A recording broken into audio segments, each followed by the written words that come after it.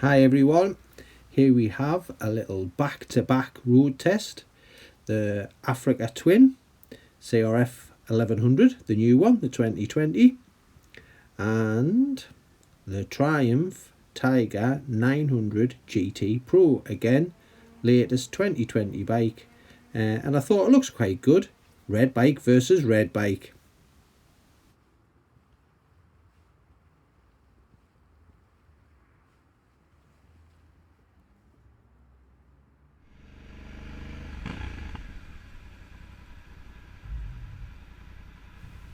Now, as you can see at the minute, Rachel's parked herself on the Triumph Tiger, and trust me, this weekend when we did this bit of recording I couldn't get her off it, but it does have a heated seat, heated grips, so all the nice creature comforts Rachel loved. So I had to take them both out again another weekend without Rachel, so at least I get a ride of the Triumph.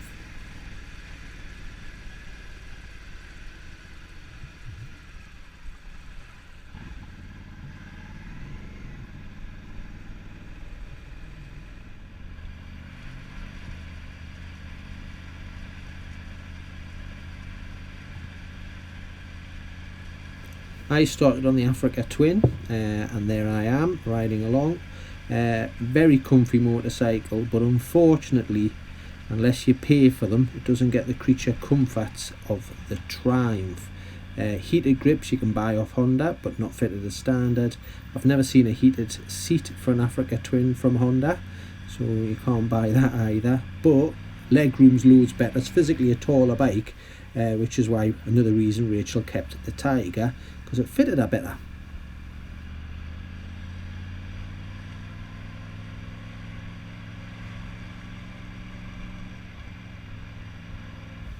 Next, very important bit, the sound of engine noise.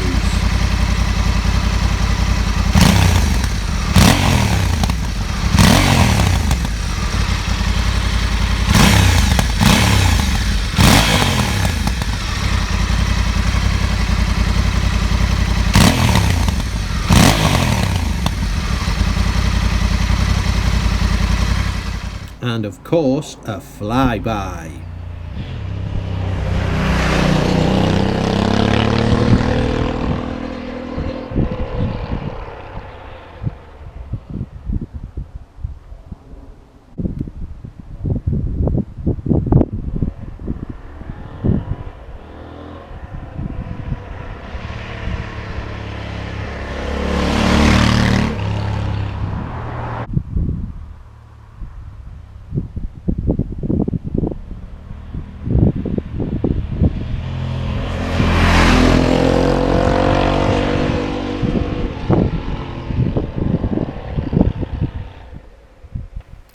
And now it's the Tiger's turn.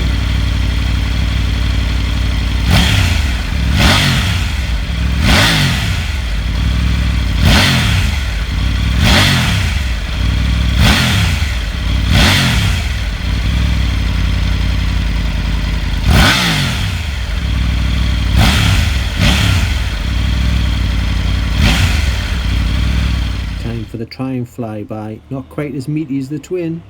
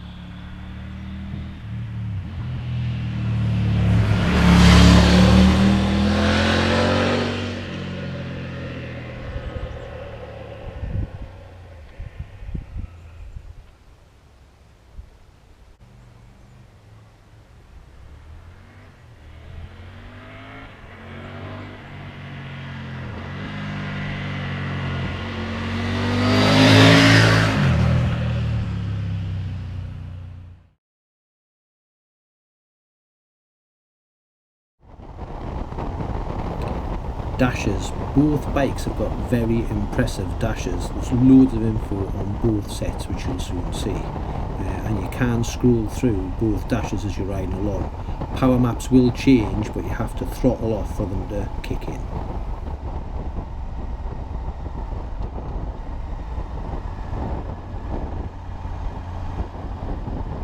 I thought if I overlaid both dashes like this, you might be able to see them both grafted in action. You can see the AfricaTwin scrolling through its different modes, and you can also see the Triumph has clever things like the GoPro plug-in, your mobile phone plugs in. Now I didn't put my phone into the AfricaTwin, but obviously it does Apple CarPlay, so it can do all the phone things that the Tiger can do as well.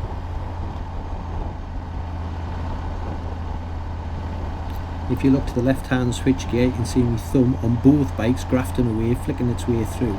You don't have to look down. Once you get the hang of these buttons, they're dead easy to work. You can see my thumb going to make the AfricaTwin do its stuff. I'm into traction control and wheelie control, and like I say, I'm modifying that as I'm riding along.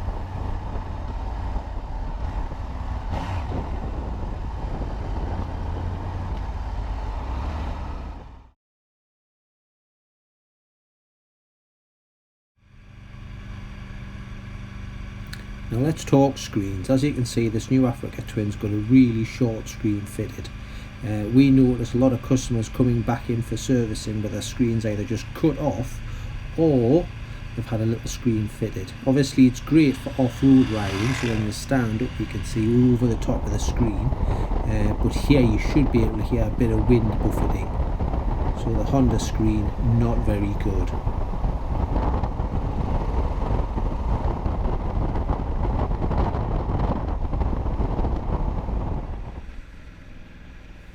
Now the Triumph screen, on the other hand, is quite a clever bit of kit. It's adjustable, but we'll come back to that. Now Rachel loved the screen on its lowest setting, but she's 5'3", so obviously on the high setting she was looking through it.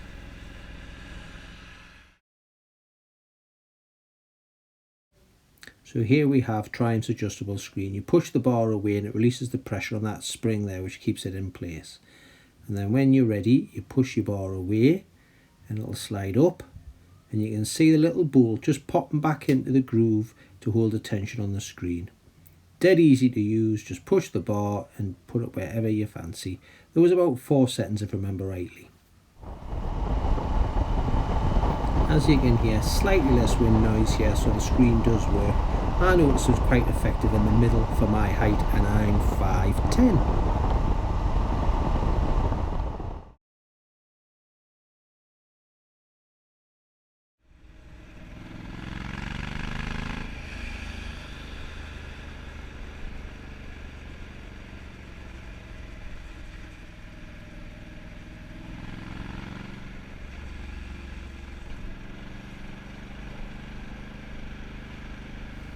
So let's talk quickly about features. So the Tiger here that Rachel's on is full of good bits that she loved. Heated grips, heated seats, you love the quick shifter, you've got cruise control, you've got that adjustable screen, and it was just the right size for her. Just seat on the low setting, or adjustable seat. She was really happy on it, liked the weight of it, loved it a bit. Found the AfricaTwin a bit too tall.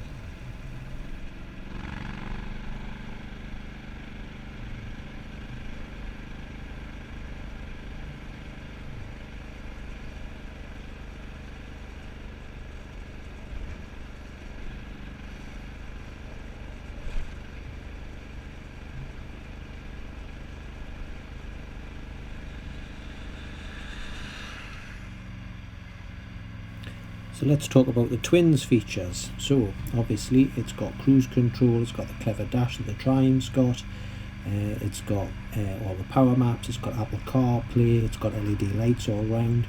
So they're very much of a muchness.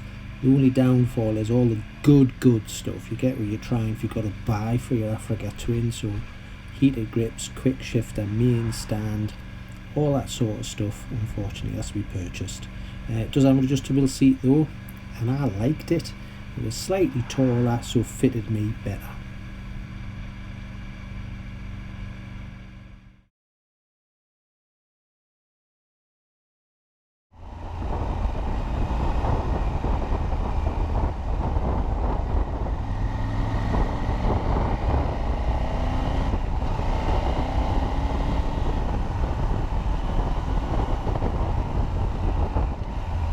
The last and probably the most important parts are the build quality and the rideability, which has the nicest paint and which one is the most fun to ride, and I'm going to have to say I think it's the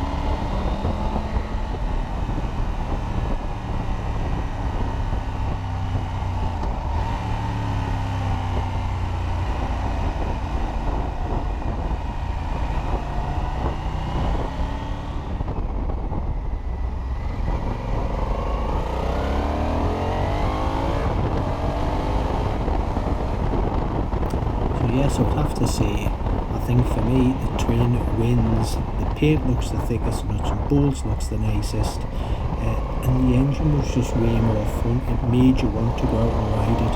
A lot more fun to ride. I enjoyed it way more. It fitted me better. So I think for me it would be the Twin.